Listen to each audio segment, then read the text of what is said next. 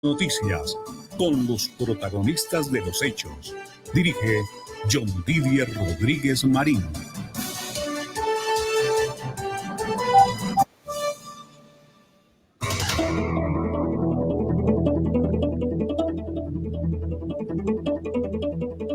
Tenemos en Colombia a las 12 del día, un minuto. Muy buenas tardes para todos los oyentes de Al Día Noticias. Les saludamos desde emisora.5 en los 1490 del AM. También les saludamos a través de nuestra página de Facebook de Al Día Noticias con John Didier Rodríguez. Los hechos más importantes de Bogotá, Colombia y el mundo para hoy viernes 24 de mayo del año 2024.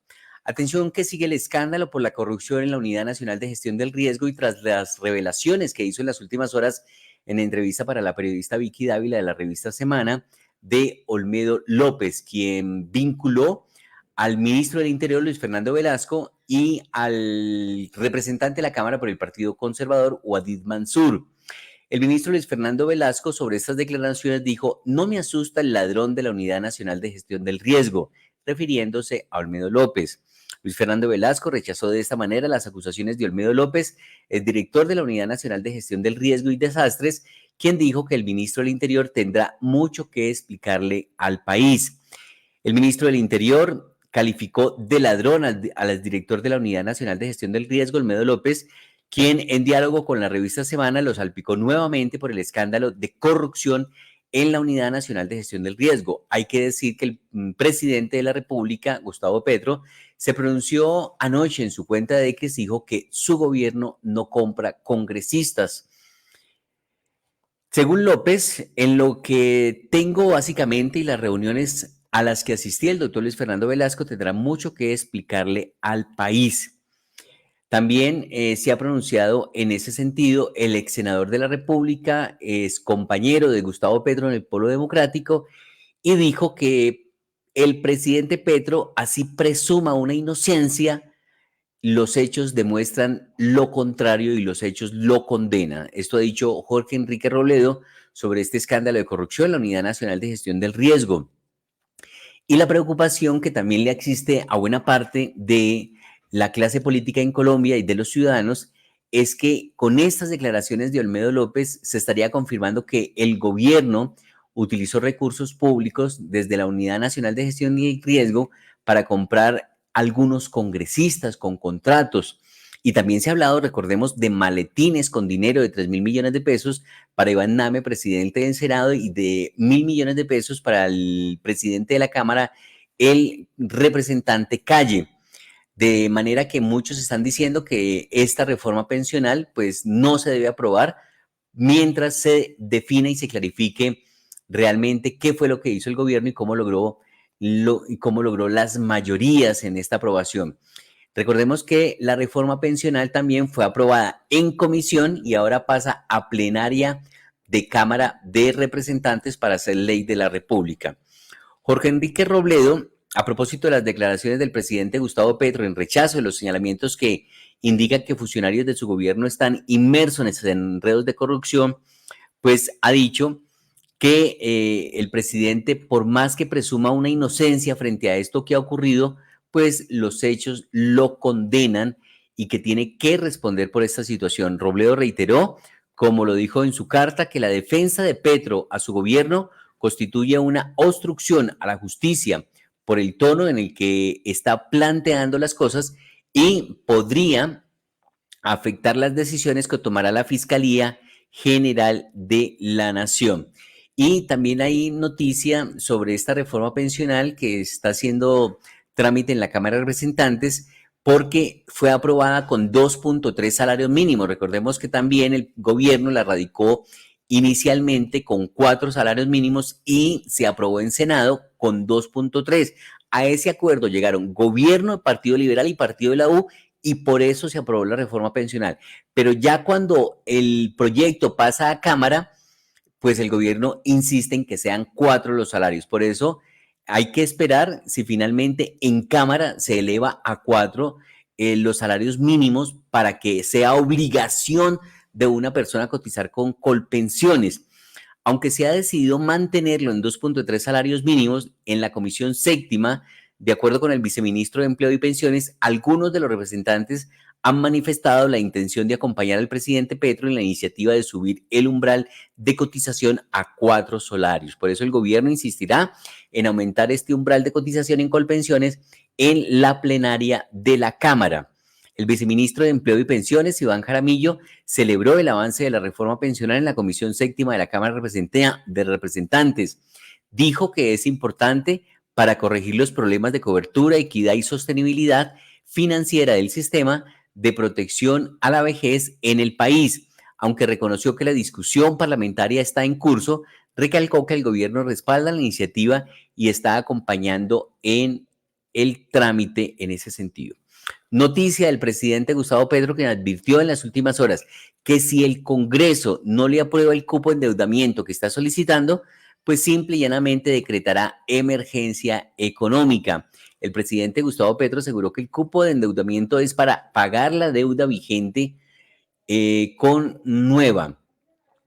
A través de su cuenta de X, el presidente defendió el proyecto de ley que planea aumentar el cupo de endeudamiento, asegurando que no es plata para el gobierno. Además, advirtió que de no ser aprobado, el país entrará en cesación de pagos o decretaría la emergencia económica. El proyecto de cupo de endeudamiento no es plata para el gobierno. Nosotros no nos estamos endeudando desde que comenzamos a gobernar. Si las comisiones terceras no aprueban el proyecto simple, o hay cesación de pagos o tengo que decretar la emergencia económica, no dudaré en hacerlo, advirtió el mandatario. Por eso, inmediatamente hizo una invitación a las comisiones que tienen en sus manos el proyecto de ampliar la capacidad de endeudamiento del gobierno nacional. Así que invito a las comisiones terceras a la responsabilidad fiscal. Gobierno y oposición en el Congreso deben unirse en este proyecto y propósito, agregó el jefe de Estado. Bueno, hay noticias sobre la crisis de la salud, del nuevo sistema de salud que ha propuesto el gobierno para los maestros. La fiduprevisora respondió a la medida cautelar que impuso la Superintendencia de Salud por la no atención en servicios de salud a los maestros. Por medio de un comunicado, la fiduprevisora dice estar comprometida con la prestación de sus servicios. La Superintendencia de Salud impuso una medida cautelar a la fiduprevisora y al FOMAT por la crisis en el sistema de salud de los maestros, en la que se les ordenó que en un plazo de 72 horas se atendieran las más de 2.100 quejas por los problemas que han venido presentando con la prestación del servicio de salud a los maestros de Colombia. Cabe recordar que la entidad dijo que el objetivo de esta medida es precisamente eliminar cualquier tipo de barrera que esté afectando la adecuada atención de los pacientes. La medida cautelar impuesta por la Superintendencia el pasado 21 de mayo se debe a un requerimiento orientado a mejorar y fortalecer la prestación del servicio de salud para los afiliados al FOMAC, cuyo negocio fiduciario es administrado hace más de 30 años por esta entidad, expresa el documento. Hemos logrado un diálogo con el secretario de Salud de Bogotá, Gerson Bermón, en la que le preguntamos qué está pasando con los maestros en Bogotá. Y pues ha dicho que pese al enredo que ha creado el gobierno nacional con el nuevo sistema de salud de atención a los maestros, ningún maestro que vaya a un hospital público de Bogotá se le van a negar los servicios, que pueden ir tranquilamente, servicios de urgencias, se van a prestar oportunamente, es lo que ha dicho el secretario de Salud de Bogotá. Ya estaremos con el secretario de Salud más adelante aquí en el desarrollo del Día Noticias. Mientras tanto, destacamos en este panorama informativo otros hechos. El general Omar Sepúlveda asumió como nuevo comandante encargado del ejército en Colombia. El general Ospina continuará activo. El ministro de Defensa, Iván Velázquez, firmó la resolución 1930 del 2024 que encarga oficialmente al general Sepúlveda como nuevo comandante del Ejército Nacional. Esta crisis se desprende a raíz de una ofensiva terrorista que lanzaron las disidencias de las FARC en el suroccidente colombiano, en los departamentos de Cauca y Valle. Hay noticia internacional del momento. Atención que la Corte Internacional de Justicia ordenó a Israel detener la ofensiva en Rafah, en la Franja de Gaza, por riesgo de un genocidio. La Corte advirtió que la operación militar implica un mayor riesgo de causar un daño irreparable a los palestinos. De esta manera, la Corte Internacional de Justicia exigió a Israel detener inmediatamente su ofensiva militar en Rafat, sur de Gaza, en el extremo sur de la franja, y le ordenó garantizar el acceso sin impedimentos a la franja de Gaza de cualquier misión que busque investigar las denuncias por genocidio contra las autoridades israelíes. Y en el plano nacional siguen las noticias negativas en materia económica para Colombia. La Agencia Nacional de Hidrocarburos anunció que las reservas de petróleo y gas cayeron en el 2023 y esto es correspondiente a la caída también en las utilidades y en la actividad financiera que viene desempeñando Ecopetrol. La Agencia Nacional de Hidrocarburos reveló que las reservas de petróleo bajaron de 7.5 años a 7.1 años. En gas, las reservas bajan de 7.2 a 6.1 años. De esta manera, pues seguramente también en cifras y en utilidades se estarán afectando los recursos para el gobierno nacional. Hay noticia de orden público. El secretario de Seguridad de Antioquia ha dicho, por acá la paz total no ha llegado. El general en retiro, Luis Eduardo Martínez, explicó cuál es la situación actual en el municipio de Remedios, en la que se han encontrado al menos 11 cuerpos de combatientes por los choques armados. Así que la delicada situación de orden público no es solamente en el suroccidente colombiano, en Cauca y Valle, donde se han reportado en los últimos días, sino también en el departamento de Antioquia.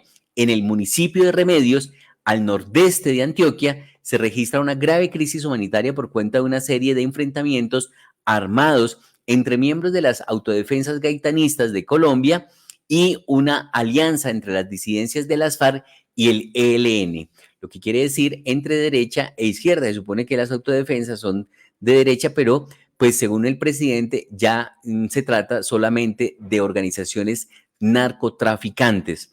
Se ha presentado una tragedia en el sur de Bogotá. Un hombre mató a su familia y luego se quitó la vida. Este hecho se registró en la mañana de este viernes 24 de mayo, una vivienda ubicada en el sur de Bogotá. Hay 4 personas muertas, según las primeras informaciones que ha suministrado la Policía Metropolitana de Bogotá. Este macabro hecho se registró, de acuerdo con las primeras versiones, en una vivienda del barrio Villa del Rosario. Al parecer, un hombre asesinó a su familia, 3 personas que vivían con él y posteriormente se habría quitado la vida.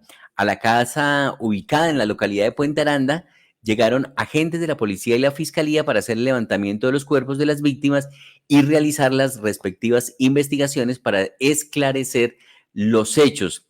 También en informaciones de orden público, en el sur del país, funcionarios de la Gobernación del Cauca van a indagación por demoras en nombramiento de profesores. Además de esto, la Procuraduría también investigará la presunta instrumentalización de estudiantes para bloquear la vía panamericana. En Bogotá, una empleada muy valiente de un bar sacó corriendo a 2 ladrones a punta de una silla. Aunque estaban armados, la empleada del bar en Bogotá se les enfrentó y alcanzó a pegarles a los ladrones con una silla del local. Esto quedó en videos que han sido tendencia en las últimas horas en redes sociales. Atención, que se ha aprobado en el Congreso de la República un proyecto de ley donde las autoridades no podrán inmovilizar las motocicletas, que se veía mucho esto de que los dueños de las motos terminaban quemando las motos para no dejárselas llevar. Pues las infracciones son las siguientes: aunque las motos no serán llevadas a los patios por imprudencias puntuales, si usted llega a incumplir con los siguientes requisitos, el vehículo sí será inmovilizado. Entonces, solo falta la firma del presidente Gustavo Petro para que las motos dejen de ser llevadas a los patios cuando sus conductores cometan cualquier infracción. Esto gracias al proyecto de ley que flexibiliza la inmovilización de estos vehículos por parte de policías de tránsito. Estas infracciones ya no serán motivo para que las motos sean inmovilizadas. Transitar en contravía, pasarse el semáforo en rojo, transitar por los andenes, adelantar por la berma, conducir realizando maniobras peligrosas. Pero atención, que aunque su vehículo no sea inmovilizado, sí le pondrán el debido comparendo. No tener SOA y no tener revisión técnico-mecánica sí serían las causales para inmovilizar el vehículo. Noticia judicial: en el municipio de Bello, departamento de Antioquia, hallan sin vida a un niño de tan solo 7 años de edad que fue arrastrado por una quebrada. La búsqueda de Diego Alejandro Larte, el niño de 7 años, arrastrado por un desbordamiento en Bello, duró más de 12 horas, fue la única víctima mortal de este aguacero. Y siguen los casos de bullying. En esta oportunidad, en el departamento de Boyacá, una estudiante terminó hospitalizada tras una brutal golpiza que le propinó una compañera del colegio porque no le gustó la decisión que se tomó en el salón de utilizar un determinado uniforme. Entonces cogió a la monitora y la golpeó. Una cámara de seguridad captó el momento del violento ataque de la menor de edad a su compañera de colegio, que era monitora del salón. Al parecer, la agresora se molestó por una decisión sobre el uniforme. Así que estos son algunos de los hechos más importantes que estaremos destacando en esta emisión de Al Día Noticias. En la emisión de la mañana ya publicamos algunos videos de los que se han conocido de Vicky Dávila entrevistando a Olmedo López, en la que revelan algunos datos de cómo era que funcionaba el entramado para comprar congresistas de parte del gobierno y cómo aparecen seriamente involucrados el ministro del Interior, Luis Fernando Velasco, y también el representante de la Cámara, Wadid Mansur, quien, entre otras cosas, anunció que ya denunció en la Fiscalía a Olmedo López por calumnia. Así que estaremos pendientes más adelante de compartir nuevamente informaciones en este sentido. Estamos en Al Día Noticias a las 12 del día y 18 minutos. Atención, información importante para la movilidad en Bogotá. Este 25 de mayo se cerrará la segunda estación de Transmilenio sobre la Caracas. Se trata de Estación Marley. El cierre obedece a la construcción de la primera línea del metro. Recomendamos a la ciudadanía consultar en www.transmilenio.gov.co las alternativas de viaje. El metro avanza por una Bogotá que camina segura. Alcaldía Mayor de Bogotá.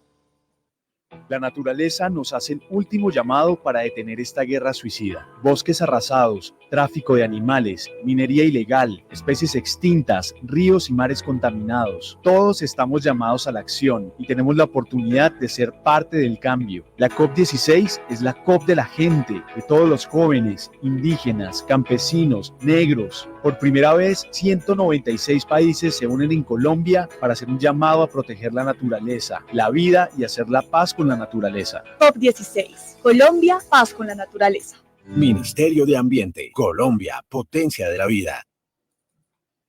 Jardín Infantil Amishi.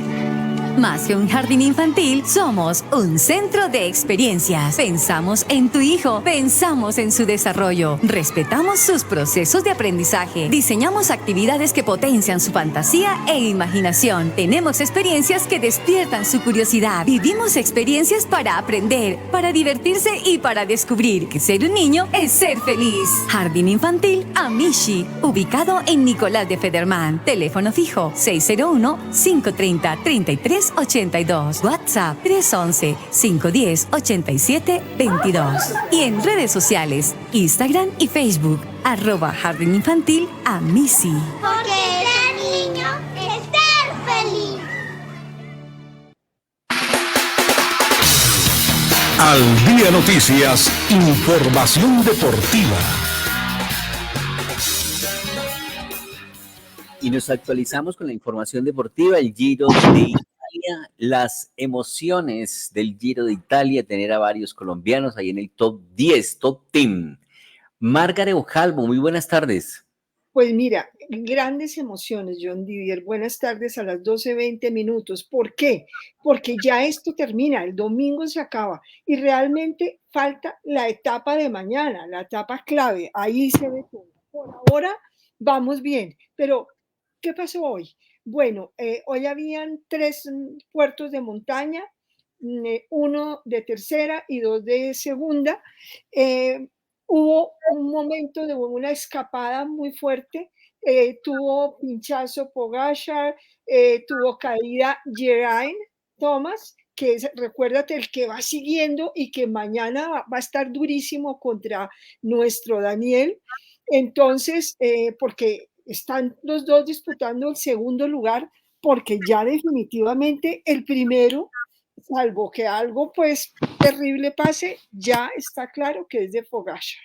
Bueno, hoy ganó Andrea Vendrame de Italia en una carrera de 157 kilómetros. Hubo una escapada, como mencionábamos, y en los 10 minutos finales se definió prácticamente todo. Allí Andrea logró imponerse y ganó en su historia la segunda etapa de su vida en el Giro. Ya había ganado en el 2021. Decíamos que Pogačar había pinchado y eso generó también mucha preocupación, pero bueno, ¿cómo terminó la cosa? Este señor Andrea Vendrame terminó a 3 horas 51 minutos, seguido de Pelayo Sánchez de España, del Movistar, después Jörg Steinhauser, que esta semana ya había ganado una, y después de cuarto, el ecuatoriano Jonathan Narváez. Pero, ¿cómo está la general? La general es la que nos dice al final del día, Tadej Pogačar del UAE Team liderando, y en el segundo lugar a 7:42, raspándole ahí lo que puede de segunditos a Thomas del Bora, pues Daniel Martínez. Después sigue Geraint Thomas con 8:04, o sea que ya hay un poquitico más de distancia. Ben O'Connor a 9:47, Antonio Tibeiri de 10:29 y Einer Rubio sigue en el puesto 8. Nairo Quintana, que ha sido noticia por ganar reconocimientos de solidaridad, etcétera, está en el puesto 18 y seguramente mañana va a intentar subir algo. La etapa de mañana importante, 187 kilómetros.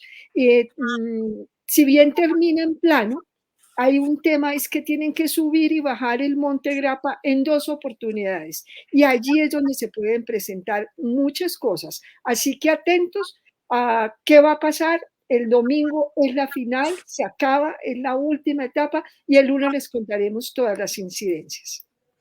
Muy bien, Margaret, ahí está entonces la emoción del Giro de Italia, que ha tenido buena participación de los ciclistas colombianos, con Daniel Felipe Martínez y también con Nairo Quintana, también por supuesto Einer Rubio, quien aparece ahí en el top 10. De manera, lástima por los velocistas que sí no han tenido mucha suerte, Molano ni Gaviria, en los embalajes, pero esperemos que todavía logren alcanzar algo en este Giro de Italia. Bueno, tenemos noticias ahora aquí de la capital de la República, tenemos noticias de Bogotá. En Al Día Noticias, información de la capital de la República. Con el fin de lograr una movilidad eficiente, la Secretaría Distrital de Movilidad realizó con éxito una prueba piloto en la avenida Boyacá, entre las calles 80 y 127, que permitió reducir los tiempos de viaje de quienes utilizan este corredor vial durante las horas pico, según lo explicó el subsecretario de Movilidad, John González. Así que hay buenos reportes en este sentido de lo que se ha logrado por parte de la Secretaría Distrital de Movilidad. Tales sigue apostando por una movilidad eficiente y segura. Hoy estamos haciendo entrega de los resultados del piloto que se está llevando a cabo en el corredor de la avenida Boyacá entre calles 80 y calle 127. Este piloto ha mejorado hasta en un 64% los tiempos de viaje en el corredor en horas pico. Esto simboliza casi una disminución de 2 kilómetros en la cola que se presentaba en este tramo. ¿Cómo lo hicimos? Lo hicimos mejorando los modelos operativos de control al mal parqueo, control a las actividades indebidas en la vía, haciendo actividades de regulación, eliminando el giro izquierdo en la calle 127A, todo conjunto con este gran grupo operativo de nuestros agentes civiles de tránsito y transporte, nuestros guías de movilidad, nuestro centro de gestión y coordinado con la gerencia en vía. Seguimos trabajando por una movilidad más eficiente para expandir este tipo de actividades y este tipo de pilotos a más corredores en la ciudad. Pues enhorabuena por Bogotá y por este plan piloto que ha logrado sacar adelante la Secretaría de Movilidad, según John González, subsecretario de Movilidad. Otra noticia de la Secretaría de Movilidad tiene que ver con una actividad que realizaron en las últimas horas. La Secretaría de Movilidad, con el apoyo de la Secretaría de Desarrollo Económico y distintas entidades, realizó con éxito una nueva feria de empleabilidad para ampliar la oferta de oportunidades laborales, logrando convocar a personas interesadas en vincularse a las empresas del transporte público en Bogotá, según explicó Claudia Díaz, la secretaria de Movilidad de Bogotá. Así que hay una apuesta interesante en lo que tiene que ver con el empleo desde las entidades del distrito. La secretaria de Movilidad, Claudia Díaz.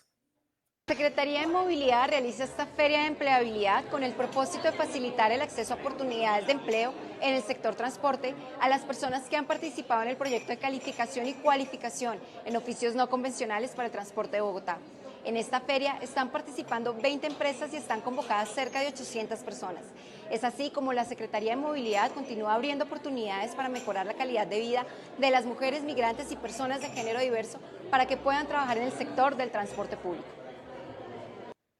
Ahí estaba la secretaria de Movilidad de Bogotá, Claudia Díaz, explicando cómo se viene trabajando para ofrecer oportunidades de empleo. Tenemos la entrevista con el secretario de Salud de Bogotá, Gerson Bermón, quien ha dicho que pese al enredo que creó el gobierno nacional, en Bogotá a ningún maestro se le negará el servicio de urgencias. Aquí está la entrevista que hemos logrado en el Consejo de Bogotá con el secretario de Salud, explicando un poco cuáles son las pretensiones que se tienen en este momento con el plan de desarrollo de Bogotá. La idea es que a cada ciudadano lo atiendan cerca de su residencia y no tenga que desplazarse por toda la ciudad para que pueda ser atendido. Así que hay una importante inversión que hará el distrito en este plan de desarrollo para garantizar la salud de los ciudadanos. En Al Día Noticias, emisora .5, estamos con el secretario de Salud de Bogotá, Gerson Bermón. Lo que le propone la Secretaría de Salud a la capital en este plan de desarrollo que se discute en el Consejo de Bogotá. Bueno, hay unos aspectos muy importantes. Hay unos aspectos muy relevantes para la ciudad que estamos proponiendo desde el sector salud, pero que involucran a todos los sectores. Lo primero es elevar la salud pública al más alto nivel y es entender que para yo lograr un indicador en salud pública necesitamos que absolutamente todos los sectores entiendan lo que representan ellos para el bienestar de una persona. Yo no puedo mejorar un indicador en salud si no estoy de la mano de educación, de gobierno, de cultura, de deporte. Los determinantes sociales son precisamente los que determinan lo que puede suceder en el devenir de una persona en su salud. Así que en el plan de desarrollo estamos definiendo una estrategia que se llama atención primaria social, que corresponde a la intersectorialidad, al trabajo garantizado de todos los sectores para poder obtener un resultado en salud. Lo segundo que estamos estableciendo y de alta relevancia es un nuevo modelo de salud para Bogotá. ¿Esto qué incluye? Esto incluye un ejercicio de territorialización, garantizar que efectivamente las atenciones en una baja complejidad, o por qué no hasta la mediana complejidad, sean en su territorio, sean cerca de su casa. Y aquí estamos sentados con todas las EPS coordinando una estrategia, un nuevo modelo para garantizar que las atenciones y los servicios sean en su hogar, sean cerca de su hogar. Y por eso el fortalecimiento de la red pública, las atenciones y las coordinaciones público y privadas para poder llegar con la más alta tecnología a sus hogares o cerca de su hogar y poder ser atendido. Que usted no tenga que trasladarse desde USME hasta la 140 a que le hagan un examen básico de salud porque su asegurador lo envió hasta allá. El asegurador es el que tiene que llegar a su hogar y no usted a donde está el asegurador. El tercer componente importante del plan de desarrollo y que es columna central también en el marco de la salud pública, es una estrategia integral en salud mental. Tenemos una gran problemática en nuestra ciudad, en Bogotá, con problemas de salud mental, la depresión, la falta de oportunidades que hay en la población, el desempleo, la inseguridad, la movilidad tan fuerte que tenemos. Todos estos factores han causado en cada uno de los ciudadanos de Bogotá un estrés y unas emociones que efectivamente nos tienen en este momento en el borde de estar entre una problemática de salud mental a un trastorno de salud mental, y por eso tenemos que trabajar muy fuerte a nivel institucional, en las escuelas, en las instituciones de salud, por supuesto, en todos los entornos, en el entorno de movilidad, en el entorno barrial, en el entorno comunitario, para poder empezar a trabajar de frente con esta problemática que es de toda la ciudad. Y hay muchos otros elementos efectivamente que están establecidos en el plan de desarrollo, el cual ha sido enriquecido con el aporte de los concejales y donde estamos haciendo unas propuestas para que en los próximos 4 años haya más bienestar para los bogotanos. Ese cambio en el modelo del servicio de salud en Bogotá, de que se atienda más directamente cerca del barrio, ¿va un poco relacionado con la reforma que quiere hacer el gobierno nacional? Es que lo que propone el gobierno nacional es lo que queremos absolutamente todo en unos componentes. Nadie está peleando con la atención primaria, nadie está en desacuerdo en que las atenciones tienen que ser cerca del hogar, nadie está en desacuerdo en que tenemos que ser más resolutivos en la baja complejidad para evitar que las camas de alta complejidad estén llenas, cuando debemos es prevenir y que las personas tengan mayor resolutividad de sus problemas en la baja complejidad. La diferencia con el proyecto del gobierno nacional es que en Bogotá creemos en el aseguramiento, creemos en nuestras EPS, creemos en la gestión de riesgo, creemos en el subsidio a la oferta solo y exclusivamente donde sea necesario. De resto, creemos que el sistema da respuesta a todas esas necesidades que la población cree.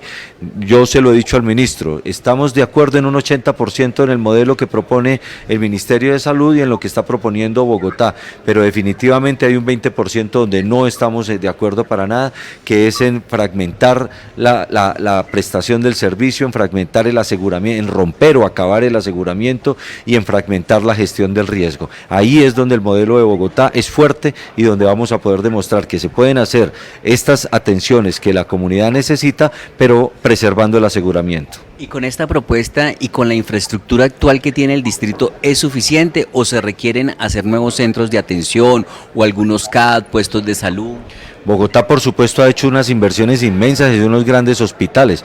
Ayer mismo estuve en el hospital de Usme, que ya tiene un avance del 91%, 221 camas al servicio de la comunidad del sur y de la zona y de la región de la Orinoquía que vienen desde el Meta. O sea, Bogotá ha hecho una infraestructura, pero hoy la alcaldía de Carlos Fernando Galán, lo que estamos planteando en el plan de desarrollo es que vamos a tener estas grandes infraestructuras, pero le vamos a apostar más a esas pequeñas grandes obras que son los centros de atención, a remodelar los que están deteriorados, a incluirles la mejor tecnología a los centros de salud y por supuesto construir esos pequeños centros de salud donde hacen falta en los territorios, porque si estamos ofreciendo una atención territorializada, pues tenemos que tener oferta en el territorio.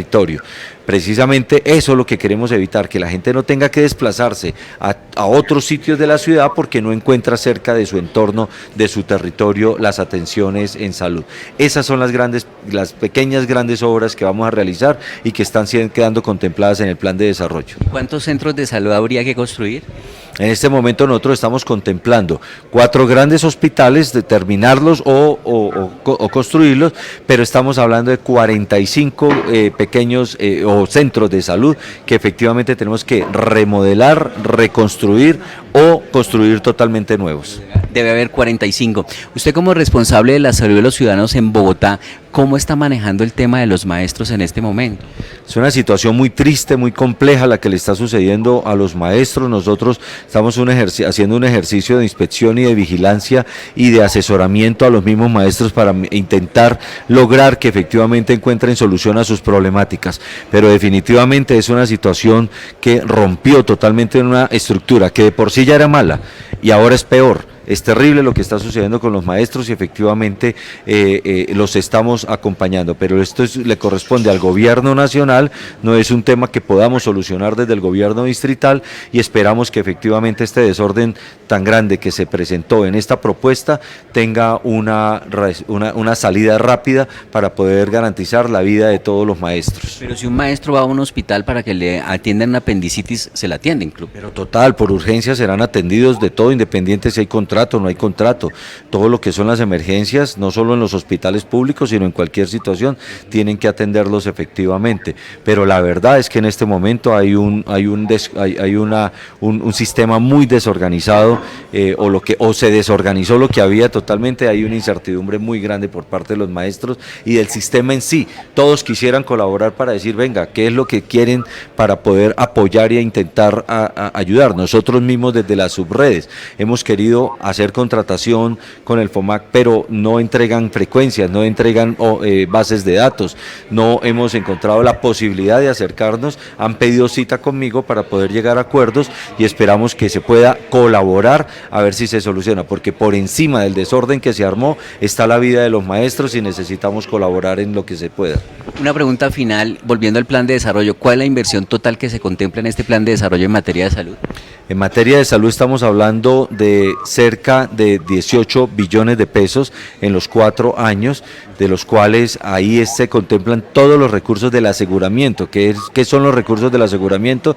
La plata que entrega la nación y el distrito para garantizar la salud de toda la población del régimen subsidiado en la ciudad de Bogotá. Secretario, muy amable. A ustedes muy amable. Gerson Bermón, secretario de Salud de Bogotá, en Al Día Noticias.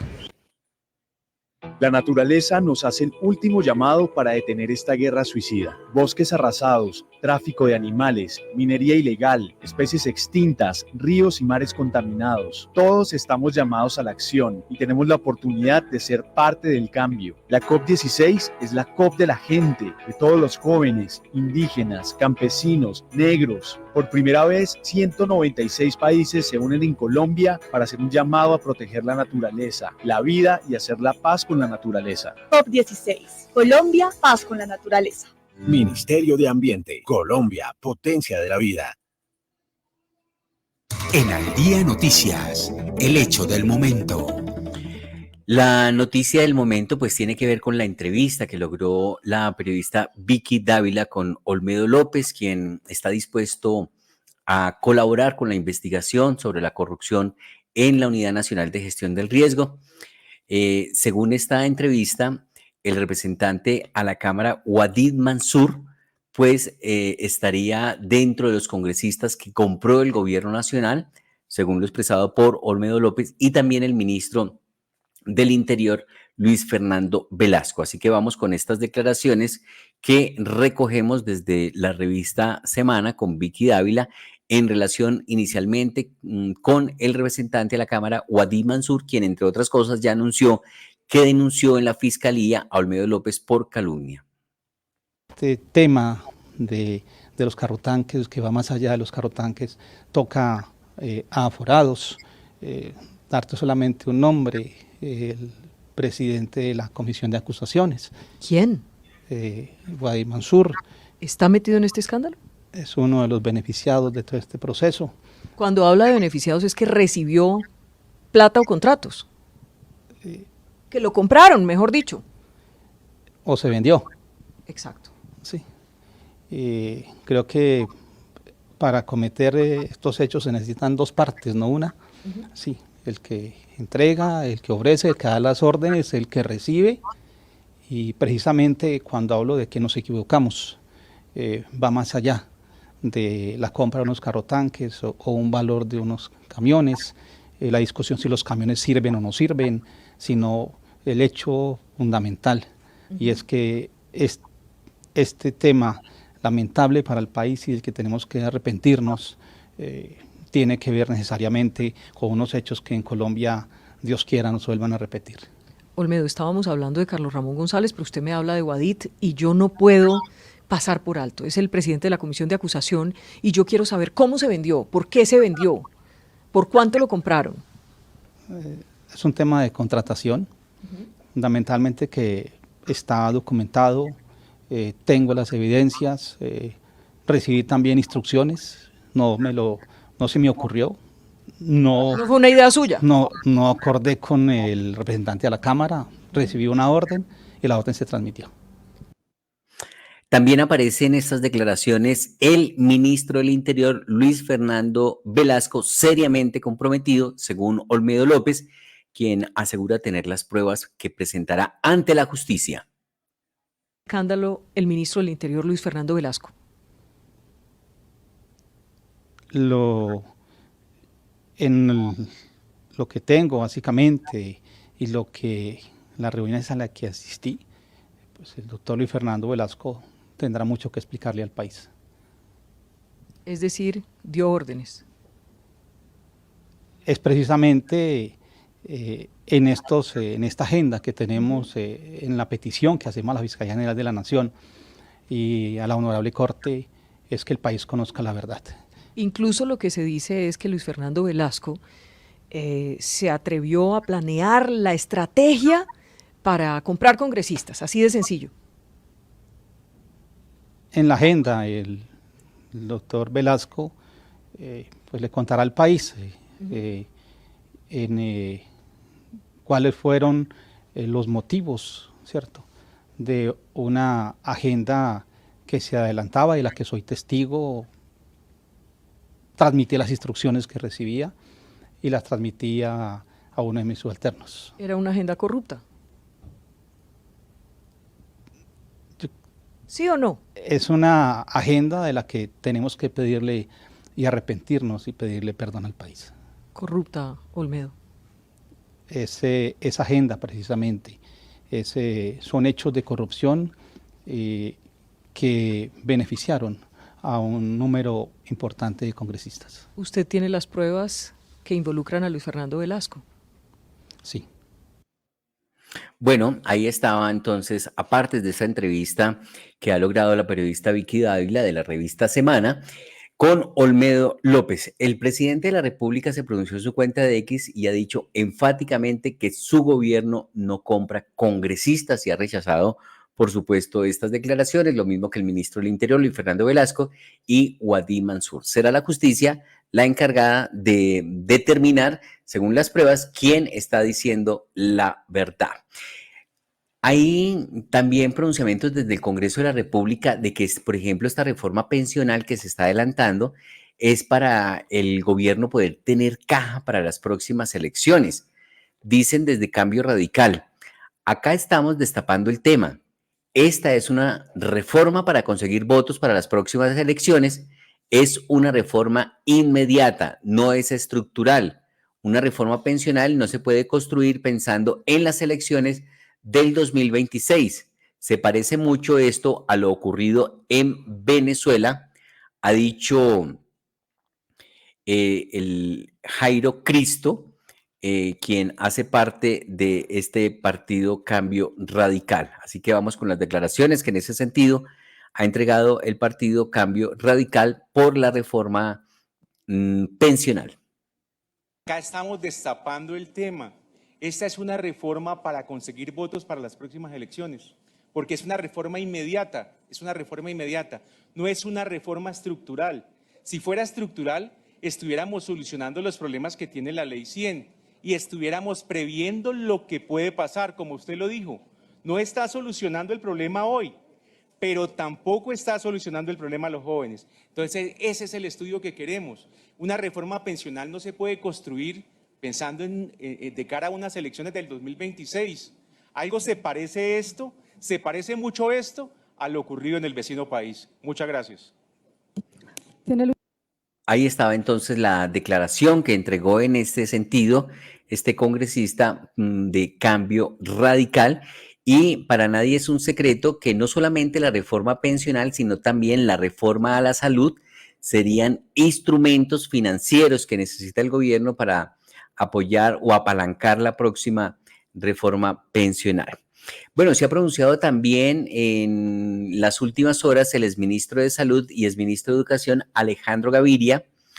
Fue admitida una tutela en la que pide al presidente Gustavo Petro rectificar sus calumnias públicas. Recordemos que el presidente de la República dijo en varias oportunidades a través de su cuenta de X que el ministro Alejandro Gaviria se vio beneficiado económicamente y por eso se oponía a la reforma a la salud. ¿Saben de cómo el presidente de Colombia me calumnió públicamente?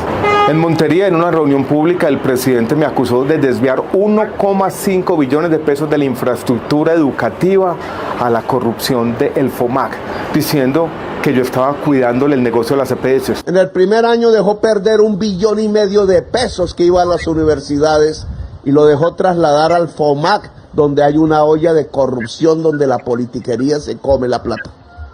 Nada que ver. Puse entonces un derecho de petición. ¿Cuál fue la respuesta? Que el presidente puede decir lo que le da la gana en su libertad de expresión. Y al que no le gusta, que se joda. Y segundo, que yo era culpable de un decreto que se profirió 6 meses después de que yo había salido del ministerio. ¿Cómo así? Y ahora me tocó poner una tutela defendiendo mi buen nombre. El presidente no puede calumniar impunemente a quien le venga en gana. Para aquellos que siempre le creen al presidente, yo creo que vale la pena mencionar que esa desviación de recursos no pudo haberse dado porque la adición presupuestal que decide esto se aprobó muchos meses después de que yo saliera del Ministerio de Educación. No les cuento más. Muy bien, entonces ahí estaba la publicación que hizo Alejandro Gaviria en su cuenta de X sobre lo que está pasando con esto de las calumnias, lo que dice el presidente, lo que no puede decir, las acciones judiciales y por lo menos dice el exministro que deberá rectificar el presidente según esta tutela que fue admitida. Estamos en Al Día Noticias, en emisora.5. Vamos a dar una pausa y ya regresamos con más noticias, más información. Jardín Infantil Amishi. Más que un jardín infantil, somos un centro de experiencias. Pensamos en tu hijo, pensamos en su desarrollo y respetamos sus procesos de aprendizaje. Diseñamos actividades que potencian su fantasía e imaginación. Tenemos experiencias que despiertan su curiosidad. Vivimos experiencias para aprender, para divertirse y para descubrir que ser niño es ser feliz. Jardín Infantil Amishi, ubicado en Nicolás de Federman. Teléfono fijo 601-530-3382. 601-530-3382. Móvil WhatsApp 311-510-8722. 311-510-8722. En redes sociales, Instagram y Facebook, @Jardín Infantil Amisi. Porque ser niño es ser feliz. Al Día Noticias Internacional. La noticia internacional del momento: la Corte Internacional de Justicia exigió este viernes a Israel detener inmediatamente su ofensiva militar en Rafah, en el extremo sur de Gaza, y le ordenó garantizar el acceso sin impedimentos a la franja de cualquier misión que busque investigar las denuncias por genocidio contra las autoridades israelíes, en una nueva orden de medidas cautelares en protección de los derechos de los palestinos protegidos como grupo por la Convención sobre el Genocidio. Pues la Corte Internacional de Justicia urgió a Israel a detener inmediatamente su ofensiva militar y cualquier otra acción en la gobernación de Rafah que pueda imponer al grupo palestino en Gaza condiciones de vida que puedan causar su destrucción física o total o parcial. A propósito de este conflicto, habíamos anunciado aquí en Al Día Noticias esta semana un video que se ha conocido sobre la crueldad con que el grupo terrorista Hamas ha tratado a las mujeres que ha secuestrado. Así que recogemos este video para compartirlo justamente, como quiera que de pronto en este momento se da la discusión de este fallo, de esta orden que está dando la Corte Internacional de Justicia, que en ese sentido no sabemos si Israel va a acoger o no va a acoger ese fallo. Recordemos entonces el video que le habíamos anunciado sobre la manera cruel, violenta, como se trató o como se está tratando a las mujeres que secuestró el grupo terrorista Hamas. Aquí se ve el video, se hace la advertencia que las imágenes son fuertes. Esto ocurrió en octubre 7 del año 2023, sobre las 9 de la mañana. يا كلاب والله لا ندعس عليكم يا كلاب يا شباب.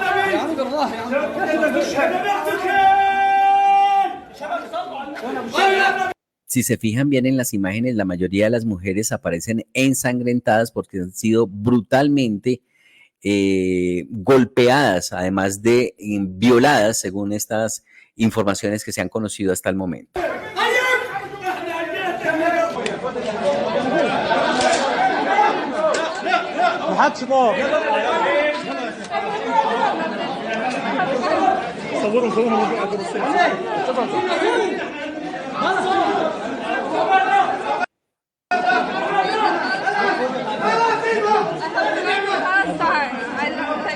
Someone speak English. Okay. Please, I will be quiet.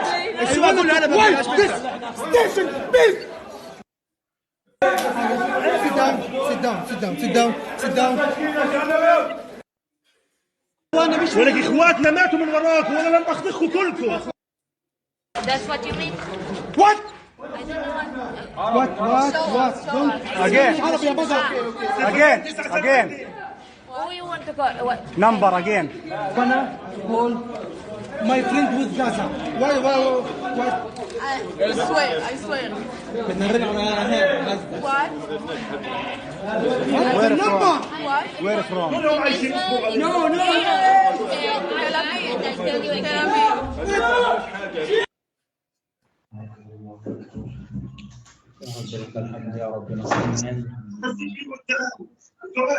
Estas son algunas de las imágenes que se han conocido. Son recientes, habíamos visto muchos videos, pero este como tal, incluso tiempo para ellos orar en medio de la violenta ofensiva que lanzaron contra mujeres en esta incursión que realizaron el 7 de octubre pasado.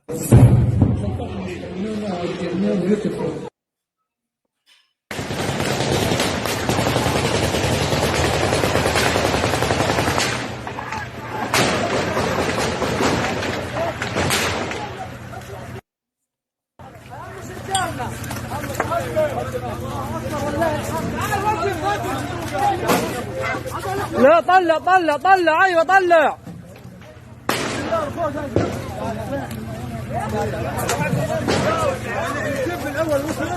بعرفش.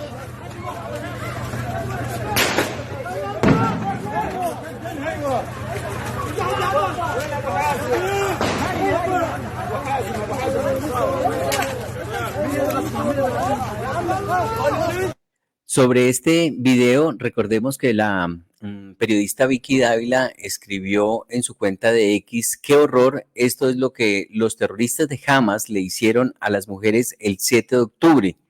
Las amenazaron con violarlas y dejarlas embarazadas. Efectivamente, ese día violaron a cientos de mujeres. Ahí las feministas de Colombia sí se quedaron calladas y Petro jamás condenó esta barbarie. Se puso del lado de Hamas. Petro sacó a flote su versión antisemita, ha dicho la periodista, y este video lo destacamos en esta mañana, pues para recordar que este fue el origen de la crisis que se está presentando en Oriente Medio, con la Franja de Gaza, y la respuesta que ha dado Israel, que ha obligado al pronunciamiento de la Corte Internacional de Justicia. Y dice Israel que le asiste el derecho a defenderse porque aún desde la Franja de Gaza disparan cohetes contra Israel, de manera que continúan algunas células y algunos miembros del grupo terrorista Hamas con capacidad de hacer daño hacia Israel. E Israel dijo que no iba a terminar hasta que exterminara toda esta célula terrorista de Hamas, y ya se va a cumplir prácticamente un año y aún continúa esa guerra, algo que ha despertado una crisis a nivel mundial, porque en todas partes del mundo, incluido Colombia, ha habido manifestaciones de apoyo hacia Palestina, algo que no se vio cuando ocurrió lo de Rusia sobre Ucrania, que le bombardeó y ha intentado ocuparla y también ha masacrado a las familias de Ucrania, pero ahí sí nadie dijo nada, o por lo menos no ha habido toda esta movilización que se ha presentado en el caso de Palestina e Israel, porque es Israel y porque es Palestina. De todas maneras, pues para que uno se vaya dando cuenta que hay ciertos temas que son importantes para un gobierno, pero otros temas no son importantes. Y lo que mucha gente le pide al gobierno es que por qué mejor no soluciona el problema de seguridad y de orden público que hay en Colombia antes de estar pendiente de lo que pasa en países tan lejanos como Israel con esto de la Franja de Gaza. Así que esa es una de las informaciones y videos que teníamos pendientes para compartir con nuestros oyentes. Noticia al cierre de Al Día Noticias tiene que ver con información judicial que tenemos acá desde la Secretaría de Seguridad de Bogotá, una noticia que queremos compartir sobre una incautación. En Al Día Noticias, la información judicial. Fue incautada cerca de 1 tonelada de marihuana en Bogotá, informó José Daniel Gualdrón, el comandante de la Policía de Bogotá. Se realizaron 12 diligencias de registro y allanamiento, donde se incautó la marihuana y se desmantelaron 3 centros de acopio en varias localidades de Bogotá, ha confirmado el secretario de Seguridad de Bogotá, César Restrepo. Así que vamos con esta información de la Policía Metropolitana de Bogotá y también con el secretario de Seguridad, César Restrepo. De marihuana que ustedes pueden apreciar atrás representa un golpe muy importante a la cadena de distribución de drogas en la ciudad. El trabajo de la Policía Metropolitana de Bogotá se ha concentrado de manera muy importante en debilitar esa cadena de distribución, una de las formas más eficientes de disminuir el flujo de drogas que afecta a niños, niñas y adolescentes en la ciudad y adicionalmente que alimenta toda la cadena del crimen. Por eso, desde el gobierno de la ciudad felicitamos a la Policía Metropolitana y le agradecemos su esfuerzo permanente en golpear los centros de acopio y los centros de distribución. Aquí es momento de hacer un importante llamado a nuestra sociedad en términos de la importancia de luchar contra el tráfico de estas sustancias, por varias razones. La primera, esto que ustedes ven atrás es recursos para financiar homicidios en esta ciudad. Son recursos que financian el hurto, que financian la extorsión. Es el secretario de Seguridad de Bogotá, César Restrepo, a propósito de la incautación de 1 tonelada de droga. De esta manera llegamos al final de Al Día Noticias. Giovanni Cruz en los servicios técnicos de Al Día Noticias en Emisora.5. Nosotros somos Márgaro Calvo, John Didier Rodríguez en Al Día Noticias. Les esperamos el próximo lunes a partir de las 12 del día en los 1490 del AM. El Señor les bendiga rica y abundantemente.